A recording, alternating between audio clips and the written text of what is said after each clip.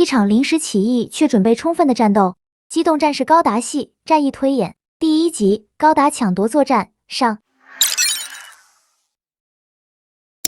CA70年2月11日，以大西洋联邦为首的地球联合正式向 Plant 宣战，随即在月球上的地球联合宇宙军便向处于 L5 位置的 Plant 殖民星群展开进攻。尽管地球联合军在数量上占据了绝对优势，但这场战役扎夫特投入了大量新型机动兵器金恩进行应战，使得地球联合宇宙军进攻受挫，损失惨重，始终没能按照预期的战略目标击败扎夫特，完成对 Plant 的占领。另一方面，受兰波斯局的指使，有一艘名为罗斯福号的阿伽门农级战舰，也于2月11日这一天，在月球基地完成了核弹部署后，组成了一支核打击部队前往了 Plant。结果在2月14日这一天，成功对 Plant 的尤尼乌斯7殖民星进行核打击，制造了骇人听闻的血染情人节惨案。但因为地球联合军此次进攻 Plant 整体失利，不但没有进一步扩大和打击范围，进攻部队也被扎夫特相继歼灭，遭到惨败。至此 Plant 与地球联合的战争全面升级。在完成名为 Plant 国家政权的建立了以后，紧接着承担着 Plant 国防职责的扎夫特开始在 L1 的世界树和地球2个方向进行了反攻。很快，作为月球的桥头堡，世界树被扎夫特攻破，使得地球联合军的月球基地失去了屏障。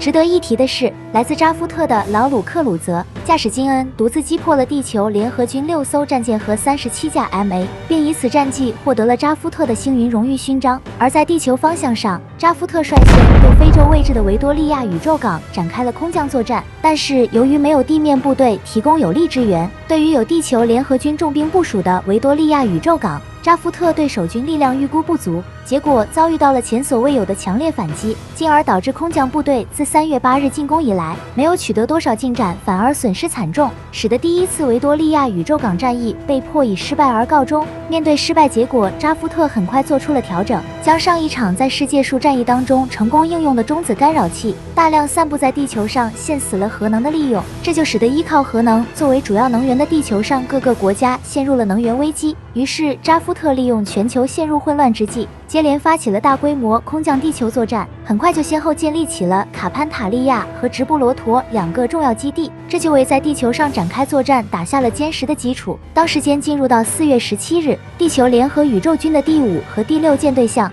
Plant 本土发起了进攻。此次战役，双方在 Plant 控制下的资源卫星亚金杜维上展开了激烈的战斗，因此该战役也被称为第一次亚金杜维战役。最终战役结果，地球联合宇宙军没有取得战略目标，选择撤退而结束。而作为对手的 Plant， 为了防御地球联合军再次直接进攻本土，由最高评议会做出决议，将资源卫星亚金杜维改造成了要塞，然后交到扎夫特手中进行使用。于是从这以后，亚金杜维要塞不但是 Plant 的重要门户，也成为了扎夫特的核心指挥中枢。当时间进入5月3日，扎夫特开始向地球联合月面的托勒密基地进军，并在月球内侧的洛伦兹环形山建立了新的基地。结果双方以格里马尔迪环形山为界，相互之间爆发了多场战斗，因而将这里称之为格里马尔迪战线。直到6月2日，遭受第3舰队被歼灭的地球联合宇宙军启动了恩迪米翁基地内的独眼巨人系统进行自毁，尽管自身损失惨重，但也对扎夫特造成了重大打击，最终迫使扎夫特放弃了格里马尔迪战线，退出了月球。这场战役也因此便到这里结束。需要补充的是，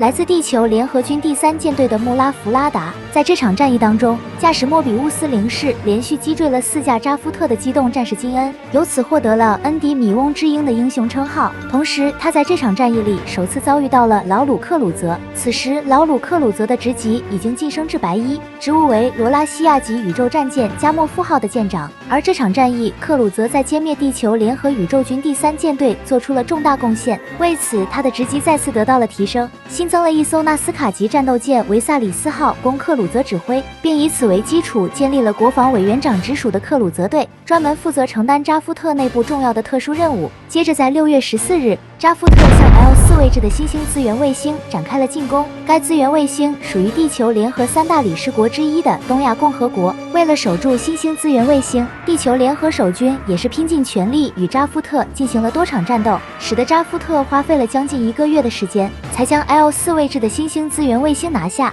因而这场战役的影响也波及到了周围，使得 L4 位置的殖民星群受到了不同程度的损毁。接着扎夫特对新兴资源卫星也改造成了军事要塞，并将名字改为波亚兹，然后与亚金杜维形成犄角之势，来对月球上的地球联合军主力形成威胁。而地球联合军在失去了新兴资源卫星后，使得自身在战略上被迫进入守势的状态。面对战略上处于节节败退的这个局面，由人称智将的第8舰队指挥官杜安·哈尔巴顿少将一直提议的发展新型机动战士计划重新得到了采纳。于是由地球联合中3大理事国之一的大西洋联邦进行牵头，与奥布在赫利奥波利斯殖民星上进行联合研制的 G 计划开始实施。而新型机动战士的研发场所就放在了曙光社在赫利奥波利斯上的制造工厂内，然后采取了十分严密的保密措施，防止新型机动战士兵器信息泄露给扎夫特。而在扎夫特这边，以阿斯兰·萨拉为代表的新一批扎夫特军校精英学员开始进入到了国防委员长直属的克鲁泽队中服役。接着时间到了10月20日，为了寻求结束战争和解决地球饥饿问题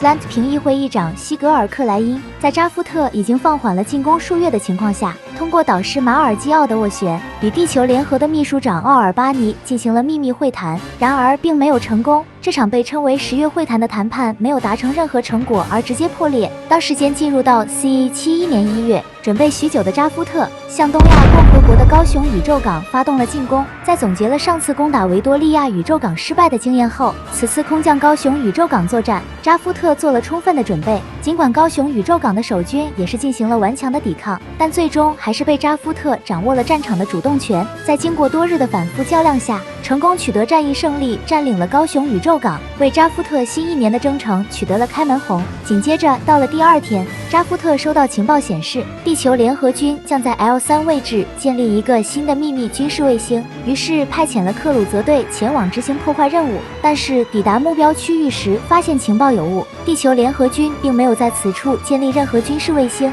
因而没有发生任何战斗。就在克鲁泽准备进行返航的时候，扎夫特再次收到了新的情报，而这个情报就是地球联合军在赫利奥波利斯殖民星上研发的新型机动战士。而且此次情报提供的信息非常详细，甚至包括了曙光社制造工厂内的部署和接收安排情况，基本能够断定情报十分可靠。于是克鲁泽便依据这些情报信息进行了抢夺计划的战斗部署，在发现前往接收的地球联合军马赛3级运输舰后，便选择对其进行了跟踪。好巧不巧的是，被誉为恩迪米翁之鹰的穆拉弗拉达就搭乘了这艘运输舰来负责执行护送新型机动战士的任务。于是到了第2天，当穆搭乘的运输舰抵达赫利奥波利斯殖民星时，一场围绕抢夺新型机动战士高达的激烈战斗即将展开，影响这场战争走向的关键战役也就从这里开启。